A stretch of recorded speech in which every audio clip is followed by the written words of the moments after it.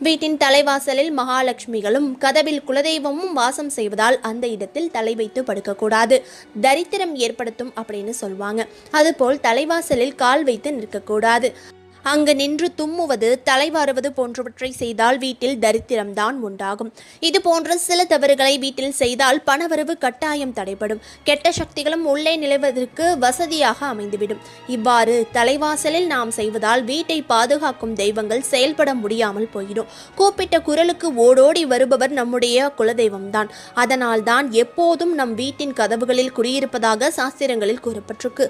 சில சமயங்களில் நமக்கு தெரியாமல் நமக்கு சில நேரங்களில் வரும் ஆபத்துகள் விலகியதை அடுத்து தலைக்கு வந்தது தலைப்பாகையோடு போயிட்டு அப்படின்னு சொல்வோம். நம்முடைய பல கஷ்டங்களிலிருந்து குலதெய்வம் நம் துணையாக இருந்து பாதுகாப்பதாக ஆன்மீக சாஸ்திரங்களில் கூறப்பட்டிருக்கு. அதனால இதுவரைக்கும் தெரியாம எந்த தப்பு செஞ்சிருந்தாலும் இனியும் தலைவாசலில் இந்த